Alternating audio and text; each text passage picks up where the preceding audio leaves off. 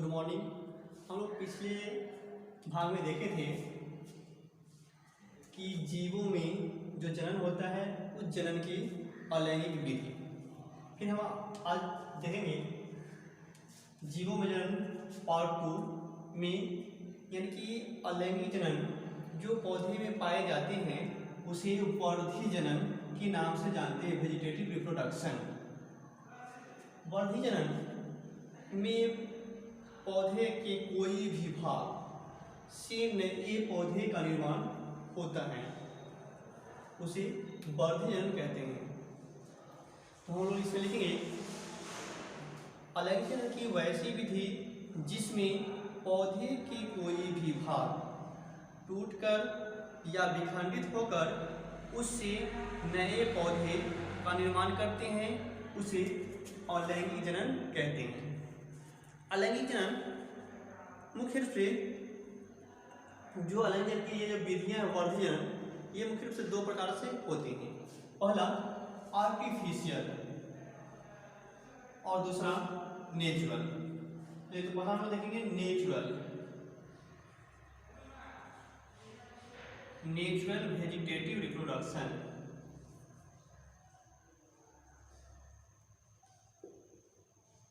Vegetative reproduction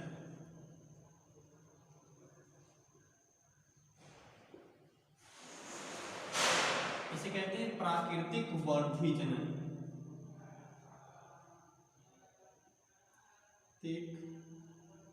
वर्धी जनन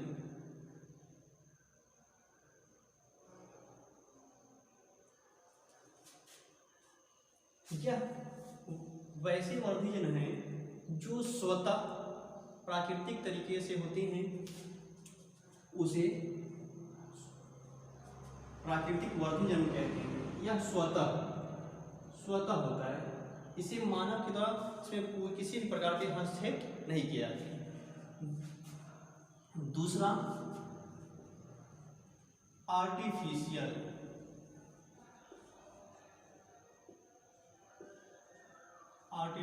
vegetative reproduction.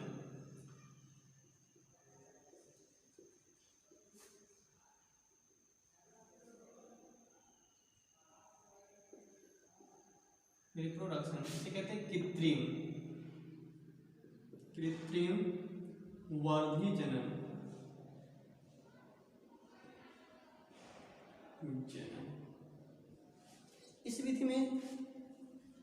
इस विधि में मानव के द्वारा कृत्रिम तरीके से एक पौधे से नए पौधे उत्पन्न किया जाता है। तो चलिए हम लोग देखेंगे प्राकृतिक वर्धी जनन की विधियां। मान देंगे प्राकृतिक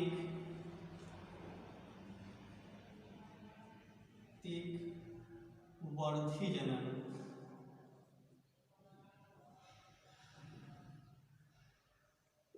की विधियां।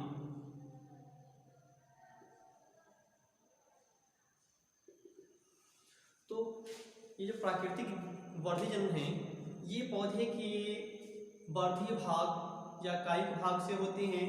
तो ये वर्धी भाग जो हैं जड़, तना, पत्ती हो सकते हैं। कुछ पौधे के जो वर्धी जनन है वो वर्धी जनन भाग के द्वारा भी वर्धी जनन होते हैं। तो चलिए हम लोग देखेंगे कि जड़ द्वारा वर्धी जनन। पहला टॉपिक देंगे जड़ द्वारा वर्धी जनन।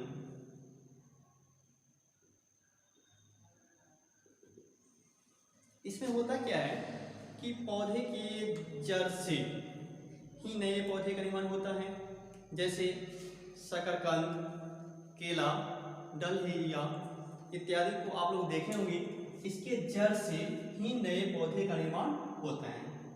तो चलिए हम लोग पहले लिखेंगे प्राकृतिक वर्धी जनन लिखे रख देंगे, और इसमें हम लोग लिखेंगे वर्धी जनन की वैसी विधि जिसमें प्राकृतिक तरीके से स्वतः एक पौधे से नए पौधे का निर्माण होता है, उसे प्राकृतिक वर्धी जनन कहते हैं। दूसरा हम लोग पॉइंट देंगे कृत्रिम वर्धीजनन। इसमें हम लोग लिखेंगे कि यह वर्धीजनन के वैसे विधि हैं जिसमें मानव के द्वारा कृत्रिम तरीकों से एक पौधे से नए पौधे उत्पन्न करना ही कृत्रिम वर्धीजनन कहलाता है। फिर हम लोग पॉइंट डालेंगे प्राकृतिक वर्धीजनन की विधियां। इसमें हम लोग पहला पॉइंट देंगे जड़ द्वारा वर्धीजनन। तो हम लोग इसमें लिखेंगे यह प्राकृतिक वर्धीजनन की वैसी विधि है जिसमें पौधे के जड़ से नए पौधे को उत्पन्न किया जाता है, जैसे शकरकंद,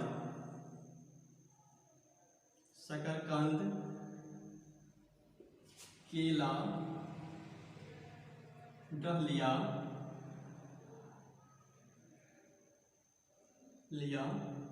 इत्यादि। इन सारे पौधे के जड़ से ही नए पौधे का निर्माण होता है। चलिए अब हम लोग दूसरा पॉइंट देखेंगे कि तना के द्वारा वर्धीजनन। तना के द्वारा वर्धीजनन।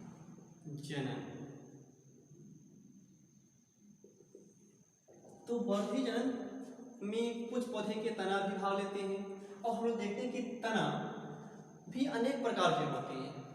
कुछ तना ऐसे हैं जो जमीन के नीचे पाए जाते हैं, उसे भूमिगत तना कहते हैं। कुछ तना ऐसे हैं जो जमीन की सतह से ऊपर पाए जाते हैं, जिसे वायवीय तना कहते हैं। कुछ तना ऐसे हैं जो जमीन की सतह पर फैले होते हैं, उसे अर्धवायवीय तना कहते हैं। तो चलिए हम लोग इसे पहले लिखेंगे। पहला पॉइंट देंगे कि तना में भूमिगत तना,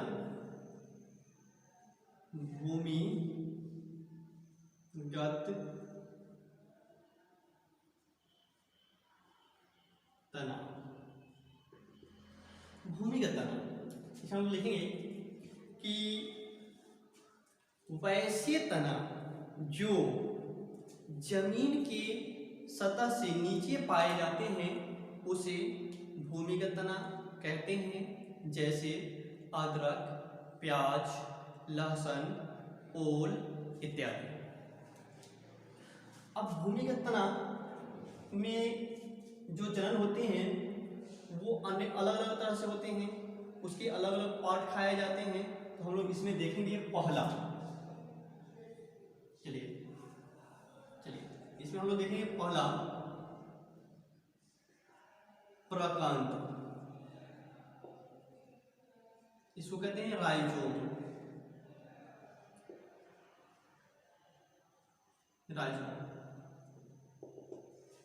तो आप लोग देखे ही होंगे जैसे हल्दी,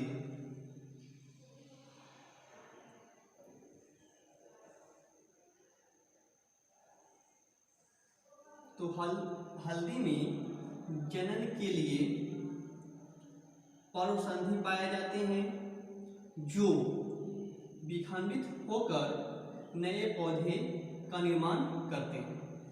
ये हल्दी है। इस हल्दी को हम कहीं से भी तोड़कर किसी अन्य स्थान पर लगाते हैं तो वहां से ये नए पौधे का निर्माण करते हैं। तो हम लोग प्रकांड में लिखेंगे कि यह एक प्रकार की भूमिगत तना है जिसमें जनन के लिए पर्व संधि तथा कक्षस्थ कलिकाएं पाए जाते हैं, जिनसे नए पौधे का निर्माण होता है, जैसे अदरक।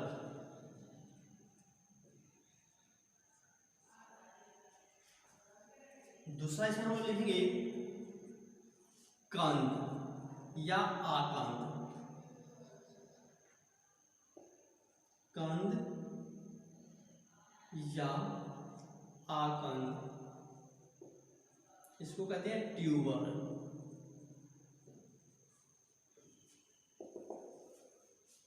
यह भी एक प्रकार की भूमिगत तना है जो तना के रूपांतरण से बने होते हैं, जैसे आलू। ये मान लेते जमीन है, इस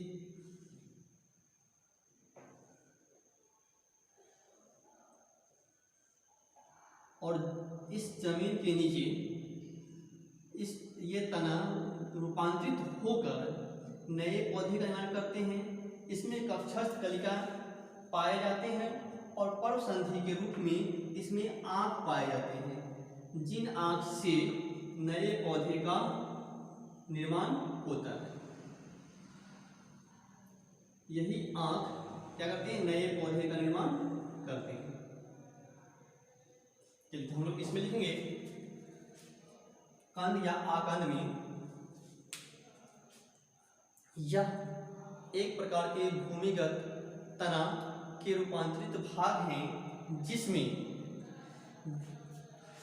कक्षस्थ कलिका तथा पर्व संधि पाए जाते हैं, जिन्हें आँख कहते हैं।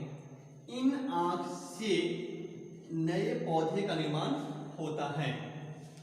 ठीक, चलिए नेक्स्ट हम लोग देखेंगे तीसरा घन कंद। घन कंद कॉर्न,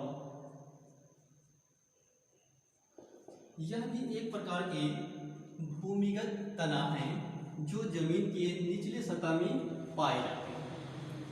यह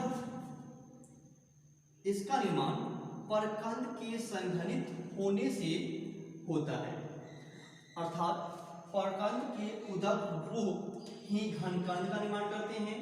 जैसे आपने ओल देखे होंगे, ओल, इस ओल में परकंद संघनित हो जाते हैं और इसे हम जितने भाग में काटकर अलग करते हैं उससे नए पौधे का निर्माण होता है। अब हम लोग अगला देखेंगे भूमिगत तना के चौथा सल्क कंद। सल्क कंद इसको कहते हैं बल्ब।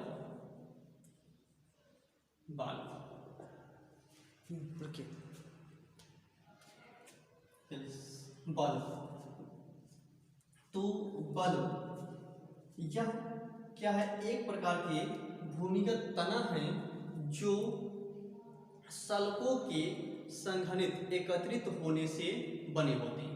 इसमें पाए जाने पार्ट अनेक रूपों में बटे होते हैं। जैसे आप लोग देखे ही होंगे,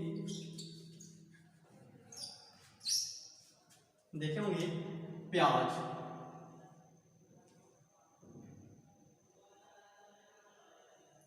लहसुन,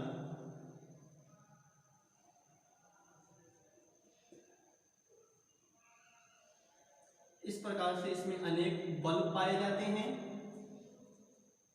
जिसे अलग अलग भी किया जा सकता है। तो ये था हमारा भूमिगत तना। अब हम लोग देखेंगे अर्धवायवीय तना। नेक्स्ट अर्धवायवीय तना।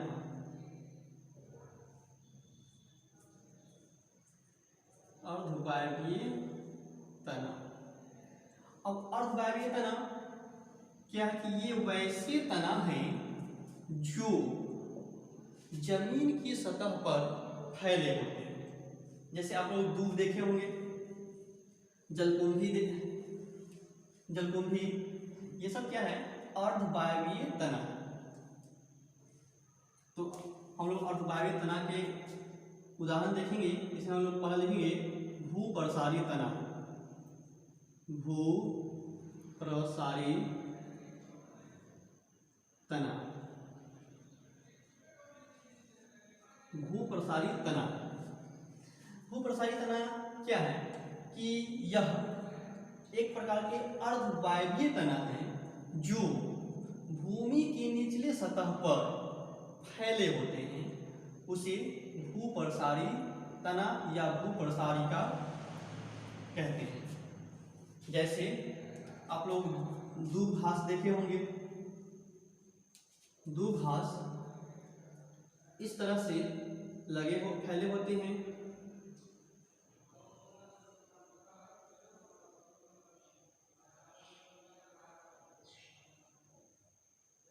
ये जमीन के जिस सतह पर गिरते हैं वहां से जड़ उत्पन्न होते हैं और वहां से ये टूट कर नए पौधे के रूप में अलग ही हो जाते हैं। 2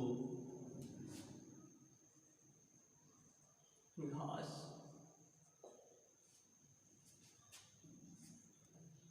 जैसे दूब घास। चलिए अब हम लोग दूसरा देखेंगे। इसे हम लोग इंग्लिश में रनर भी कहते हैं। रनर। सेकेंड भूप्रसारिका। भूप्रसारिका, इसको ऑफसेट कहा जाता है। यह भी भूप्रसारी तना के तरह ही अर्धवायवीय तना है जो जल की सतह पर फैले होते हैं, जैसे जलकुंभी। तो हम लोग लिखेंगे अर्धवायवीय तना में वैसे तना जो जमीन की सतह पर फैले होते हैं अर्धवायवीय तना कहलाते हैं। अब इसमें हम लोग पहला पॉइंट देंगे, लिखेंगे भूप्रसारी तना। लिखेंगे यह एक प्रकार के अर्धवायवीय तना है जो जमीन के सतह पर फैले होते हैं, जिसमें कक्षीय कली पाए जाते हैं, जिन कली से नए पौधे का निर्माण होता है। दूसरा भूप्रसारिका। लिखेंगे यह एक प्रकार के अर्धवायवीय तना है जो भूप्रसारी तना के तरह पानी की सतह पर फैले होते हैं, भूप्रसारिका कहलाता है। इसके बाद हम लोग अगले दिन अगले भाग के साथ मिलेंगे। तब तक के लिए बाय।